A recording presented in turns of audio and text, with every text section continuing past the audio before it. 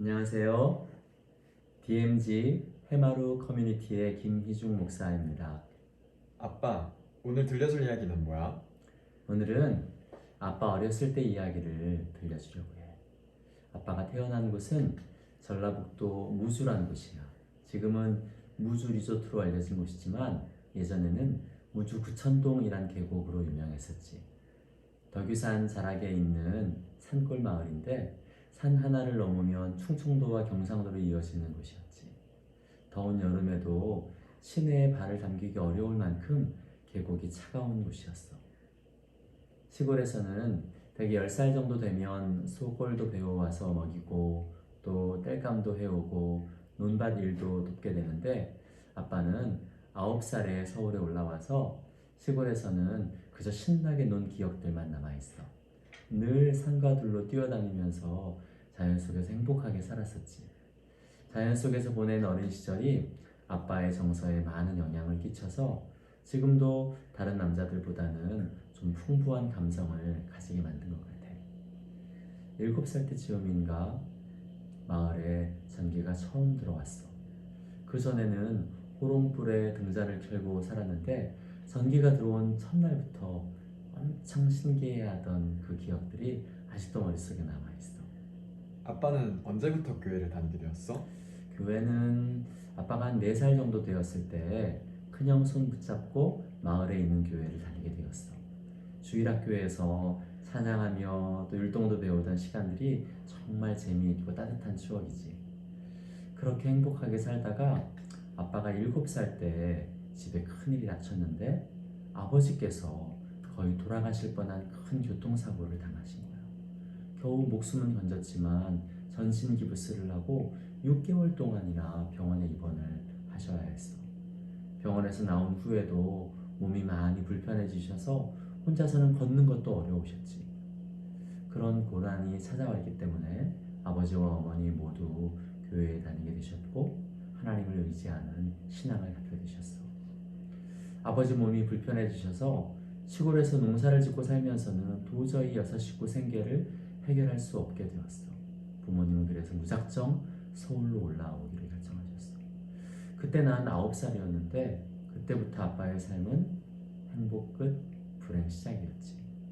가진 돈도 학벌도 기술도 아무것도 없이 무작정 상경해서 산 꼭대기 동네 월세방에서 서울 생활이 시작되었어. 아버지는 겨우 잡으신 직장이 청소부, 지금의 환경미화원이었는데 불편한 몸으로 고된 일을 감당하시느라고 많이 힘드셨어. 그래서 교회 다니게 되셨을 때 끊으셨던 술도 다시 드시게 되셨고 또 주일에도 일을 하시느라고 교회를 가지 못하게 되셨어. 사람들마다 술에 취하면 독특한 술버릇이 있잖아. 어떤 사람은 울기도 하고 옷을 벗기도 하고 아무 데서나 잠을 자기도 하고 또 수다스럽게 되기도 하고 아버지는 밤새도록 잠을 안 주무시는 스타일이셨어. 혼자서만 안 주무시는 것이 아니라 식구대로 다 못자게 하셨지. 그러다가 화를 폭발하기도 하시고 어머니랑 싸우기도 하시고 큰형은 어려서 머리가 굉장히 좋아서 수학 경시대회에서 도상을 받기도 하는 수재였어. 그런데 고등학교를 진학해야 할 때에 아버지가 큰 교통사고를 당하셔서 도시에 있는 좋은 학교를 진학할 수 있는 길이 막히게 되었지.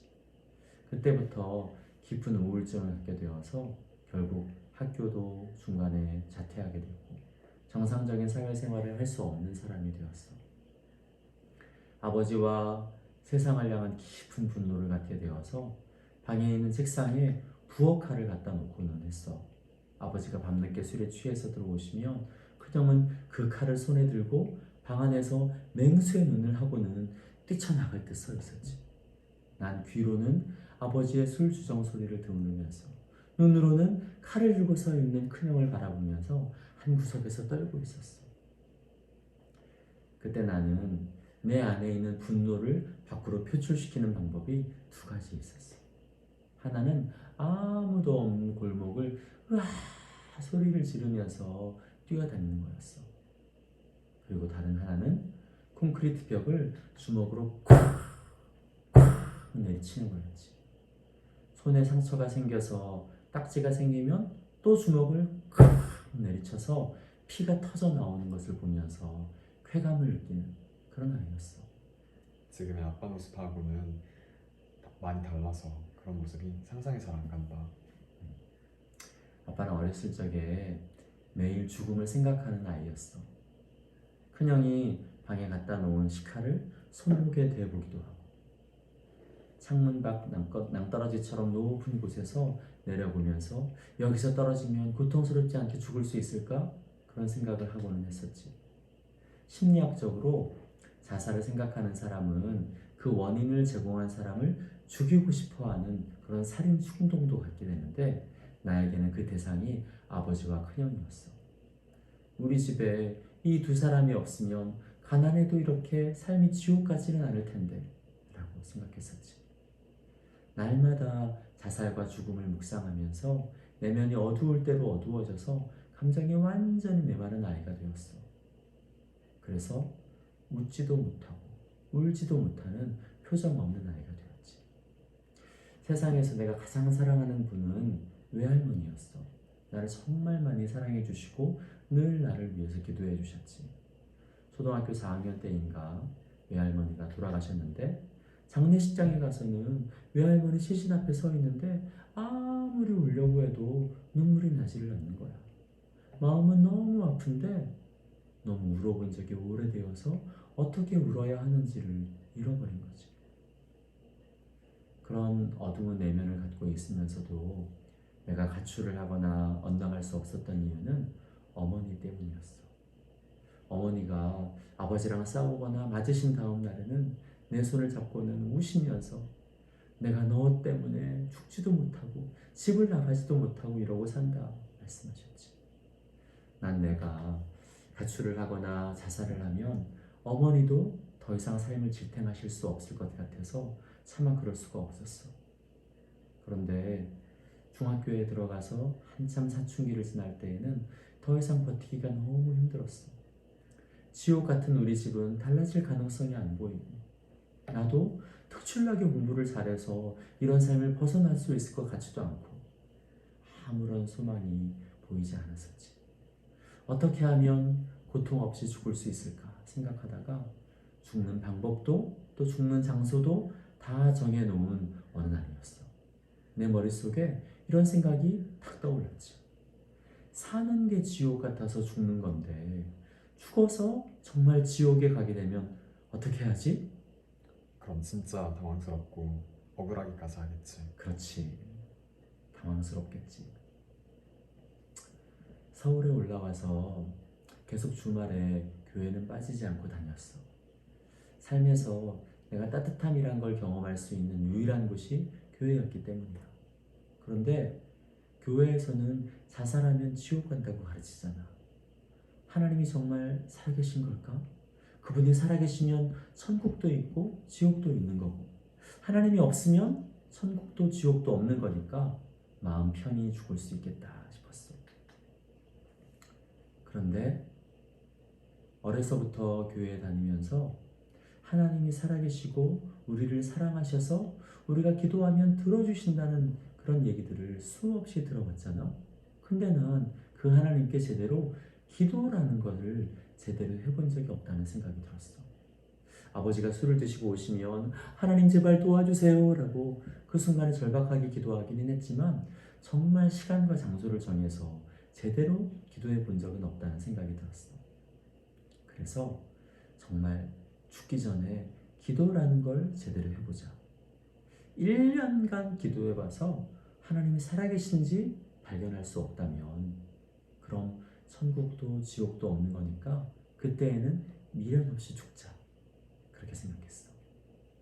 그래서 1년 동안 매일 하루에 한 번씩 교회에 들리기로 결정했어. 처음에는 어떻게 기도할지도 몰라서 그냥 한 15분 앉아있다가 오기도 하고 기도하다가 잠들어서 한숨 자고 나오기도 하고 어떤 날에는 교회 행사가 있거나 문이 잠겨 있으면 교회 밖에서 빨간 네온 십자가 바라보면서 기도하다가 오기도 하고 정말 하루도 빠지지 않고 매일 교회에 들렸어. 그 1년간 어떤 큰 기적이 일어나고 환상을 보게 되고 그런 건 아니었어. 그런데 너무나 작고 사소한 기도 응답이 계속해서 일어나는 거야.